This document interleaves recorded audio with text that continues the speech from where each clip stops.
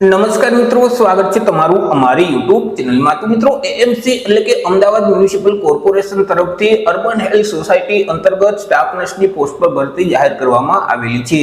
તો આ ભરતી વિશે આપણે તમામ પ્રકારની માહિતી આજના વિડીયોમાં મેળવશું, પરંતુ તે પહેલા વિડીયો ગમે તો લાઈક અને શેર કરી દેજો, ચેનલમાં નવા હોય તો ચેનલને સબસ્ક્રાઇબ કરી દેજો। તો ચાલો મિત્રો વિડીયોની શરૂઆત કરીએ।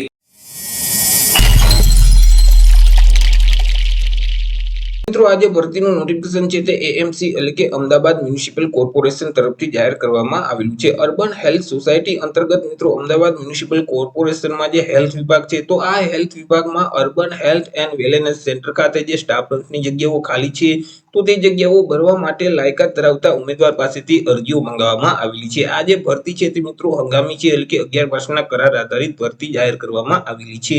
તો સૌથી પહેલા આપણે ચર્ચા કરી લઈશું કંઈક અગત્યની તારીખ વિશે।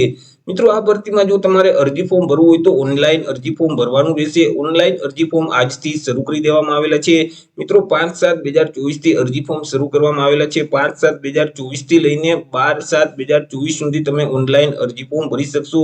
મિત્રો અહીં ઓનલાઈન અરજી ફોર્મ જે આરોગ્ય સાથીનું પોર્ટલ છે, arogyasathi.gujarat.gov.in નામની જે વેબસાઇટ છે, તે વેબસાઇટ ઉપર જઈ 12/7/2024 સાંજના 6 વાગ્યા સુધી તમે ઓનલાઈન અરજી ફોર્મ ભરી શકશો। ચર્ચા કરી લઈએ મિત્રો જગ્યા વિશે કે કુલ કેટલી જગ્યા છે, તો કુલ 60 જેટલી જગ્યા પર આ ભરતી જાહેર કરવામાં આવેલી છે। પગાર વિશે ચર્ચા કરીએ કે અહીં ઉમેદવારને કેટલો પગાર આપવામાં આવશે, તો ઉમેદવારને દર મહિને ફિક્સ પગાર મળવાપાત્ર થશે। દર મહિને ₹20,000 સુધી પગાર આપવામાં આવશે, પરંતુ જે અર્બન હેલ્થ સોસાયટી છે તેમના તરફથી જે પગાર ધોરણમાં સુધારો વધારો કરવામાં આવશે તે મુજબ ઉમેદવારોને પગાર મળવાપાત્ર થશે।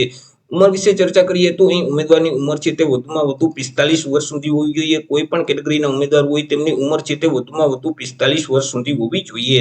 એજ્યુકેશન ક્વોલિફિકેશન એટલે કે શૈક્ષણિક લાયકાત વિશે ચર્ચા કરીએ તો અહીં ઉમેદવારોએ ઇન્ડિયન નર્સિંગ કાઉન્સિલ દ્વારા માન્ય સંસ્થા છે તો તેમાંથી બીએસસી નર્સિંગનો કોર્સ પાસ કરેલ હોવો જોઈએ, અથવા તો diploma in general nursing and મિડવાઇફરીનો કોર્સ છે તે પાસ કરેલ હોવો જોઈએ। તે સિવાય તો કે ગુજરાત નર્સિંગ કાઉન્સિલમાં ઉમેદવારોએ પોતાનું રજીસ્ટ્રેશન છે તે કરાવેલ હોવું જોઈએ। અનુભવ વિશે ચર્ચા કરીએ તો મિત્રો આમ તો કોઈ અનુભવની જરૂરિયાત નથી, ફરજિયાત નથી, પરંતુ જે ઉમેદવાર પાસે સરકારી, અર્ધસરકારી અથવા તો કોર્પોરેશનની કામગીરીનો અનુભવ હશે તો તેવા ઉમેદવારોને પ્રાધાન્ય આપવામાં આવશે।